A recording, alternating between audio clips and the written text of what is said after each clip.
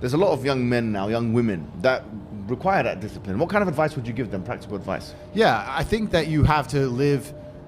There's a lot of practical advice I can give. In terms of the religious sense, I would say you need to live like God is always watching. You may have the opportunity to do something bad, or you may have the opportunity to steal some money or snake somebody, but in the end, you're going to pay for that, and the bill will be paid.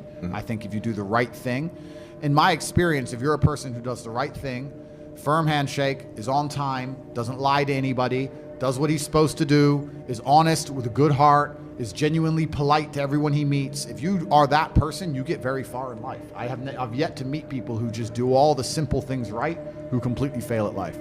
But I've met a lot of people who snake or steal some money and they get really rich, then they lose it all, or they get rich and end up a gambling addict or depressed, or etc. If you want a good society, so then you have to argue and sit and say, do these people want a happy, functioning society, or do they want something else? I have to live the exact same life regardless of how I feel. So for me, happiness is not a good indicator on how life should be lived. You shouldn't wake up and say, how happy am I today? How does that affect how I act? That's not how I operate. I wake up and say, what must be done? What will allow me to be proud of myself? What will allow me to achieve? And those things will be done regardless of how I feel. And that's how the most successful people on earth all operate. The most successful people on earth don't only do things because they feel happy about doing them. The whole world doesn't give a fuck if men are happy or not. Nobody cares about men being happy. We talk about women being happy, and we want children to be happy. If you look at a full-grown man on Christmas morning, he's smiling because his wife is smiling. He's smiling because his children are smiling. Nobody even buys him anything. What do they buy the dad? Socks? Nobody cares about men being happy. So why do you as a man care about you being happy? That's how you're going to fall into these traps. I'm a very content person. I live a fantastic life. I'm not miserable or depressed. I'm not sad ever. But I don't wake up and go, I want to be happy today. No, sir. I wake up and say, okay, things must be done. And those things will be completed regardless of how I feel. Regardless of how I feel. You can lock me in a dungeon for an unknown amount of time in Romania, and I will still complete as many push-ups as I can possibly do in the dark by myself. What else am I going to do? Sit there and be sad? Happy or sad? The push-ups must be done. It's called duty, it's called honor, it's called pride. If you had these things, you would never do dumb shit in the first place. So you have to just understand that God is always watching. He's going to reward you in the end. That's the first thing. And the second thing I will say is that you are the sum of the 5 people you spend the most time with, and you need to create your reality. I think the biggest problem with young people today is that they don't create their realities heavily enough. The people that they want to spend most time with aren't adding any value to their lives, and then they end up wondering why they don't get it. I stand in the mirror with a pure heart. I know I am the best version of me that could possibly ever exist. I know that God is proud of me. There's nothing that God hates more than sloth and laziness. If God were to create a man and that man were to sit around and do fuck all, God will frown upon you. It's why you're never lucky. If you're listening to this and you think I'm never lucky, I'll tell you why, because God dislikes you because you're fucking lazy. Start to work. Start to show God the beauty of his own creations. You'd be amazed how lucky you'll become. God is unhappy with these people. And inside their hearts, they're unhappy. We talk about depression, anxiety, all those things you mentioned really earlier on this podcast. That comes from self-loathing. You loathe your own weakness. You loathe your own laziness. This is what all of these things are. It's so easy to win if you can control your own mind. But it seems that nobody fucking can. If you cannot control your own mind, then you are just a feather in the wind of life. Because your own mind is the only thing you can control. You can't control the weather. You can't control other people. You can't even control whether your heart stops beating. You might have a heart attack tomorrow. You can't control anything besides what you think. If you cannot control your own mind, then you go through life with zero control, zero influence. You can't control anything. You're just a feather in the wind, waiting for life to blow you from happy place to sad place to happy place to sad place. Completely hoping on the gods to be fortunate to you, because if any genuine discomfort comes your way, you're fucked. It is trained, like everything else in life. It is trained. So if you find yourself not appreciating what you have until it's gone, then you must blink and cure your brain. If you find yourself unable to focus or concentrate on tasks, you must blink and cure your brain. If you find yourself unable to go and dedicate yourself to something you don't want to do, you must blink and cure your brain. In the world we live in today, it's hyper-competitive, and if you want to be the kind of man that has the choice of women to choose a good one, you need to be an excellent man. It's no longer acceptable for you to just be an average Joe or below average. You have to get up and you have to work hard, you have to be smart and interesting, and you have to be charismatic and make some money and be in good shape, and you have to try very hard. Genuine masculinity is not out here to hurt people. It's absolutely the opposite. It's out here to protect. And when bad things happen, they call traditionally masculine men. If you need a firefighter, you need a masculine man. When you call the police because of the problem you have, you want masculine men. And as soon as a woman or a man is in trouble, when you look for backup, you look for masculine men. And masculine men have a duty to provide and protect those they care about. We have a duty to do things we don't feel like doing because we know we're supposed to do them. And that's why we stayed in the Titanic and died. Those were masculine men. Life as a man is exceptionally difficult. I say the most beautiful and the most terrifying thing about being a man is you're born without value. Society doesn't care about you. You're only going to be cared about based on how useful you are. You have the chance to build yourself up and become a superhero if you're prepared to do the hard work and be indefatigable enough to never quit. But if you're going to stand around and wait for a handout, nobody's going to ever respect you. I think that a lot of people have forgotten about how difficult, how competitive it is as a man. We're always in constant competition with each other.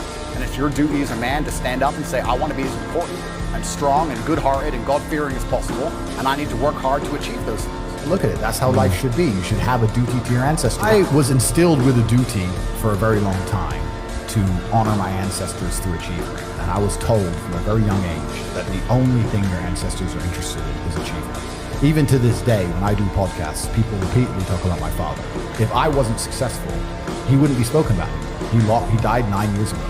And he was a good chess player, but no one's really that interested in chess. The reason he lives on is because I'm so monumentally successful that people are interested in my origin story, and he is mentioned.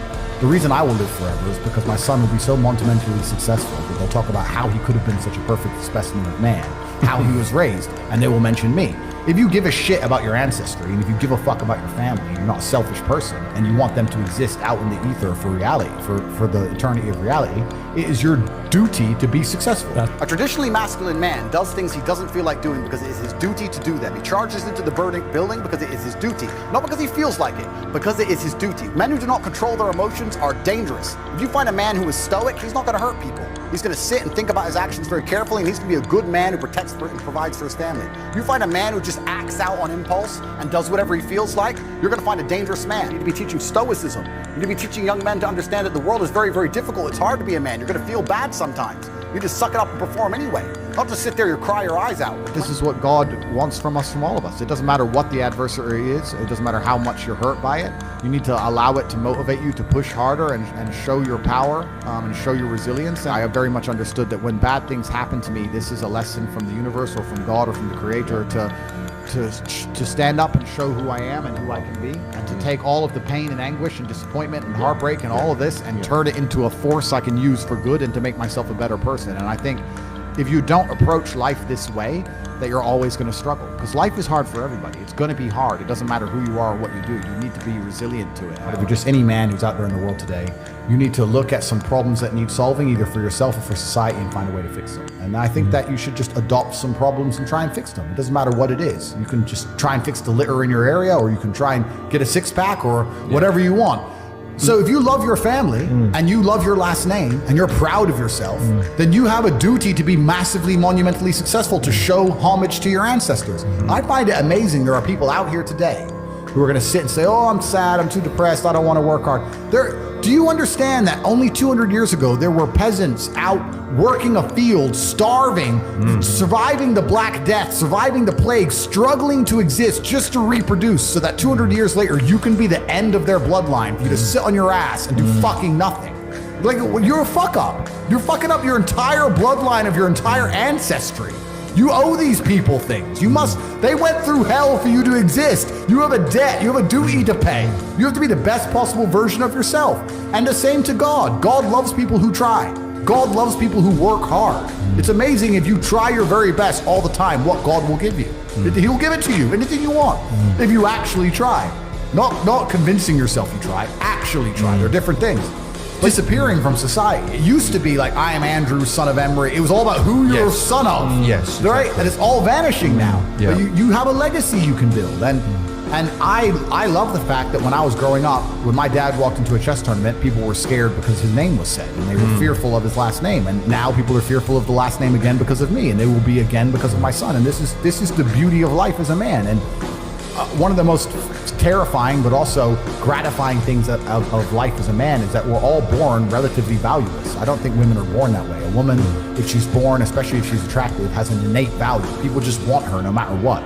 But as a man, if you're not an important man, nobody gives a fuck about you, and they're never going to care. So you have to build yourself from the ground up, and that's scary for a lot of people, but it's also a massive opportunity. You can decide if you want to be a famous musician or a nice sensitive poet or a painter or a kickboxing world champion or a businessman. You get to decide on all the different characters in the video game. You can choose, who do I want to be? And then if you actually try, you can become it. Isn't that amazing? You can wake up and go, you know what? I want to be this kind of guy. I knew who I wanted to be. I wanted to be the dude pulling up in the Lambo, 3 a.m, gets out. Everyone's like, who is this big, strong, rich dude? I wanted to be that man, so I became it.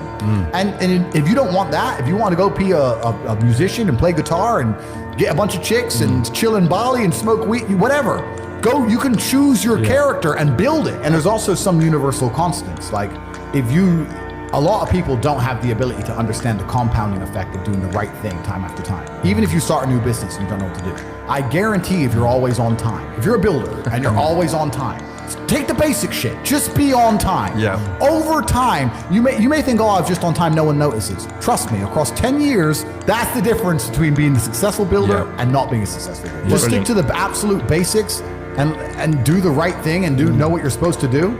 And this is why I have so little sympathy for people who go, oh, I'm trying to make it and I can't, because I think they're lying to me and they're lying to themselves. I got a lot of emails, a lot of messages, a lot of people like, bro, I'm trying my best. And my answer is simply, no, you're not. I really don't think they're trying their best. Maybe I come across and I seem non-sympathetic, but I'm from a council estate in Luton. I'm now a billionaire. And it's because I actually tried my best. A lazy person thinks he's working too hard, and a successful person thinks he isn't working hard enough. And we're doing 20 times the work they are. And we're like, oh, I could have done more, could have done this. Oh, I missed that today, can't miss that again. Oh, I should have taken that call. I should have flown there. I should have. That's, we have guilt about it. They don't give a solitary fuck. And even if you pointed it out to them, they'd sit there and go, oh yeah, and they'd make some excuse for it. It's the brutal arrogance of people. It's like, if you're not going to take any action at all after 2 hours of being educated, then you're going to just stay a loser. Yeah, 100%. That's the reality.